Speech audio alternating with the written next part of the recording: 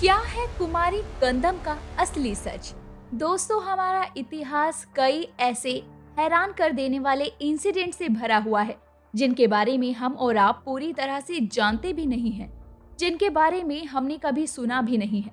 अक्सर हम और आप ऐसी खबरें भी सुनते हैं कि आने वाले समय में ये जगह समुद्र में डूब जाएगी या डूब सकती है। लेकिन क्या आप जानते हैं कि हमारे तमिल के इतिहास की माने तो ऐसा पहले हो चुका है, जब एक पूरी बसी हुई बस्ती या शहर समुद्र में डूब गए और हमेशा हमेशा के लिए गायब हो गया, जिसके बारे में कहा जाता है कि इसका कनेक्शन दुनिया के दूसरे कई एरियाज से भी था, जिसका कनेक्शन ह्यूमन इवैल्यूएशन से भी था। जिसके डूबने की क्या वजह रही और ऐसा क्यों हुआ, उसके बारे में जानने की इच्छा जरूर आपके मन में आई होगी।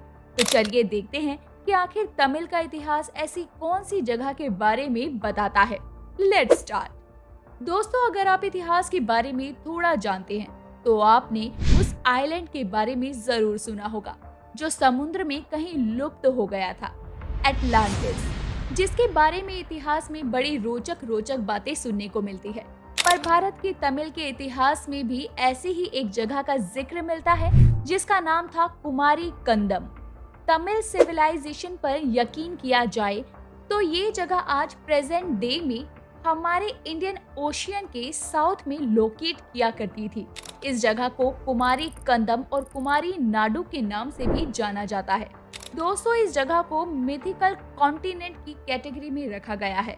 सिला पट्टिकरम, जिसे तमिल लिटरेचर के 5 महान काव्यों में से एक माना गया है, उसे में एक लॉस्ट कॉन्टिनेंट के बारे में देखने को मिलता है।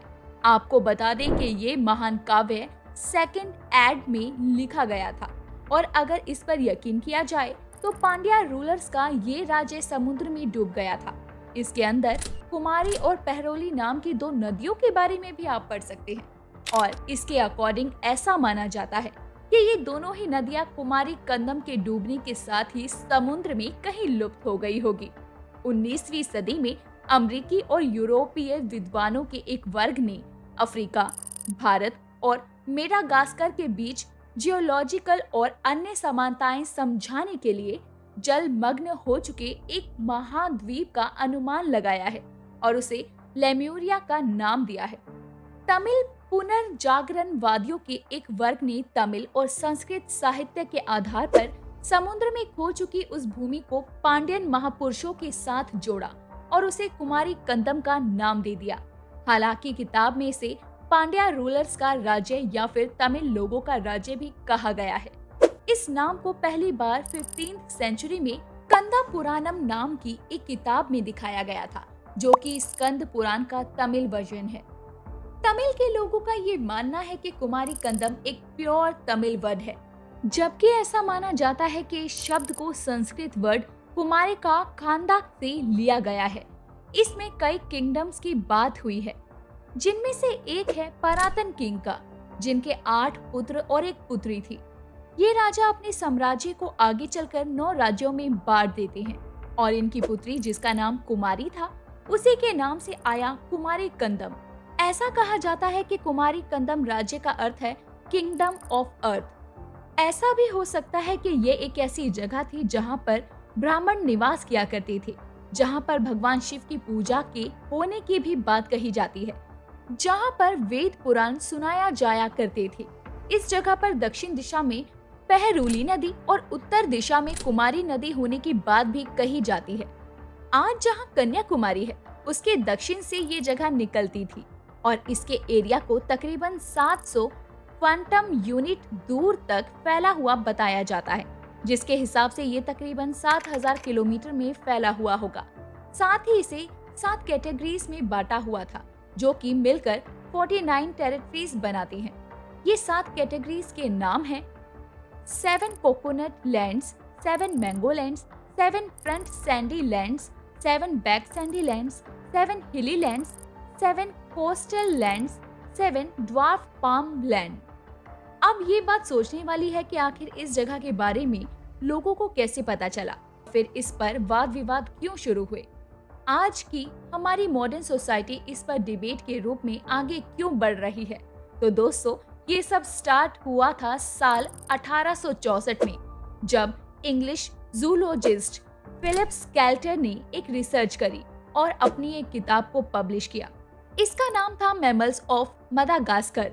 उन्होंने अपनी इस किताब में बताया था कि मदागास्कर और भारत के कई स्पीसीज के बीच एक कनेक्शन था, जिसकी वजह से उन्होंने अपनी आगे की रिसर्च की और उसमें पता लगा कि इंडिया, मदागास्कर और कॉन्टिनेंशियल अफ्रीका के बीच एक बहुत ही गहरा कनेक्शन भी है। उन्होंने इस सबमर्ज्ड लैंड को लेम्यूरिया नाम दे दिया। उनकी रिसर्च के मुताबिक लेम्यूर नाम का एक जीव जो मदागास्कर और भारत में काफी जगह पाया जाता है, यानी दोनों देशों के बीच कनेक्शन है। पर वहीं दूसरी तरफ इनकी रिसर्च ने ये भी बताया कि ये जो जीव है लेम्यूर, ये कॉन्टिनेंशियल अफ्रीका में नहीं पाया जाता। अब सवाल यहाँ से ये उठता है कि फिर ये भारत में कैसे पहुँचा होगा। सिर्फ इतना ही नहीं, ये लेम्यूर नाम का जीव ऑस्ट्रेलिया में भी काफी मात्रा में पाया जाता है और इसी वजह से आज के मॉडर्न ह्यूमन ये सोचने पर मजबूर हो गए कि भाई आखिर इन सब के बीच की कड़ी कौन सी है जो इन्हें आपस में जोड़ रही है। इसका सीधा सीधा जवाब था ये लॉस्ट कॉन्टिनेंट कुमारी गंदम, यानी कि लेम्यूरिया, जिसके नाम से ही आप समझ सकते हैं कि ये उसी जीव से जुड़ा हुआ है। इससे ये बात साफ हुई कि ये जो कॉन्टिनेंट था ये भारत के कन्याकुमारी से लेकर मदागास्कर और फिर वहां से ऑस्ट्रेलिया तक फैला हुआ रहा होगा। इस रिसर्च को आगे बढ़ाते हुए ब्रिटिशर्स ने ये बताया कि तमिल के लोगों ने भी इस जगह के बारे में अपनी किताबों में लिखा हुआ है और इस जगह से अपनी सिविलाइजेशन का कनेक्शन बताया। और फिर 1890 के आते आते तमिल के इंटेलेक्चुअल्स लोगों ने इस बात को पूरी तरह से साबित कर दिया कि ये जगह वही है जिसके बारे में उनके यहाँ सुनने को मिलता था। 1898 में जे नल्लासमी पिल्लई ने एक आर्टिकल पब्लिश किया जिसमें उन्होंने बाढ़ को कई जगह के डूब जाने के पीछे का मेन कारण बताया। उन्होंने ये भी लिखा कि ब्रिटिश ईरा में कई ऐसे डॉक्यूमेंट्स, डिस्ट्रिक्ट रिपोर्ट्स और गेस्टर्स भी हैं जिनमें साफ लिखा है कि बड़े बड़े साइक्लोन की वजह से और बाढ़ की वजह से जमीन का काफी हिस्सा लुप्त हो गया। भारत के समुद्र विज्ञान के राष्ट्रीय संस्थान में शोधकर्ताओं के अनुसार 14,500 साल पहले समुद्र का स्तर आज से 100 मीटर नीचे था और 10,000 साल पहले 60 मीटर नीचे था। इसीलिए यह पूरी तरह संभव है कि यहाँ एक बार श्रीलंका के द्वीप को जोड़ने के लिए एक भूमि पुल था। राम सेतु भी पानी के स्तर के अंदर सदियों बाद चला गया, इसीलिए संभव है कि ये जगह भी समुद्र में डूब गई थी। इस बात की पुष्टि खुद नासा ने कर दी है।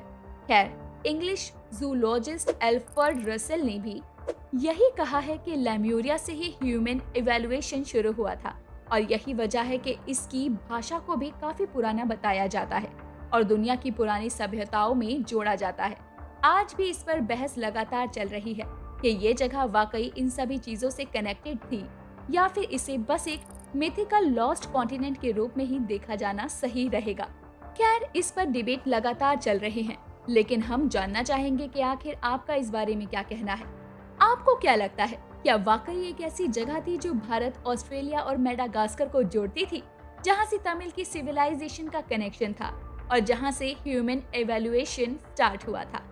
आपके व्यूज का हमें रहेगा इंतजार, तो अपने जवाब हमारे साथ कमेंट में लिखकर जरूर शेयर करिए। हम मिलेंगे आपसे अगले वीडियो में, लेकिन जाने से पहले ऐसे ही इंफॉर्मेटिव वीडियोस के लिए हमारे चैनल को सब्सक्राइब करिए। और हाँ, अगर ये वीडियो अच्छा लगा हो तो इसे लाइक और शेयर भी जरूर कीजिए।